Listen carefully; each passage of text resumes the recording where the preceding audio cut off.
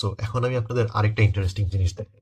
আমরা জানি আমাদের বাংলাদেশের এই সাইডে কোনো পাহাড় নাই, খুলনা তারপর রাজশাহী রংপুর এই সাইডে কোনো বড় পাহাড় নাই। অ্যান্ড অলসো যদি আমি এই সাইডে আসি, এই জায়গাটা পাকিস্তানের এই সাইডে কোনো বড় পাহাড় নাই। রাজস্থানের যে মরুভূমিটা ওইটা ঠিক এই জায়গায়, এই জায়গার যে বাতাসটা এইটা যাইতে হলে এই মরুভূমির উপর দিয়ে অ্যান্ড এই সাইডে আমাদের এই বাংলাদেশের এই সাইড দিয়ে যাইতে হবে। এই বাতাসটা এইদিকে আসার কোনো উপায় নেই, এইখানে যাওয়ার উপায় নেই। আপনি যদি খেয়াল করেন এইখানে দেখেন এয়ার কোয়ালিটি ইন্ডেক্স হঠাৎ করে সবুজ হয়ে গেছে, অর্থাৎ এই জায়গার বাতাস খারাপ, এই জায়গার বাতাস একদম ক্লিন। আর যদি এই সাইডে দেখেন, এইখানে দেখেন একটা কাট আউট, এইখানের বাতাস হঠাৎ করে এই পাশে আসে হালকা ক্লিন হয়ে গেছে, মানে পুরোপুরি ক্লিন হয়নি বাট হালকা ক্লিন হয়ে গেছে। এটা এদিক দিয়েও যাইতে পারতেছে না, ওই দিক দিয়েও যেতে পারতেছে না। এটা যাইতে হলে পাকিস্তান ঘুরে যাইতে হবে অ্যান্ড এদিক দিয়ে আসতে হলে আমাদের বাংলাদেশের সাইড দিয়ে যাইতে হবে। কয়েকদিন আগে ইন্ডিয়া দিল্লি পৃথিবীর মোস্ট পলিউটেড এয়ারের লিস্টে টপে ছিল। শুধুমাত্র দিল্লি না, এই পাশে ইন্ডিয়ার পাটনা, লখনউ যত বড় বড় শহর আছে, এমনকি পাকিস্তানের লাহোর, তারপরে ইসলামাবাদ, এগুলো এখন এয়ার কোয়ালিটি ইন্ডেক্সের টপ লিস্টে গিয়ে বসে আছে। অর্থাৎ এই জায়গাগুলোর বাতাস পৃথিবীর মধ্যে সব থেকে খারাপ। আমরা জানি শীতকালে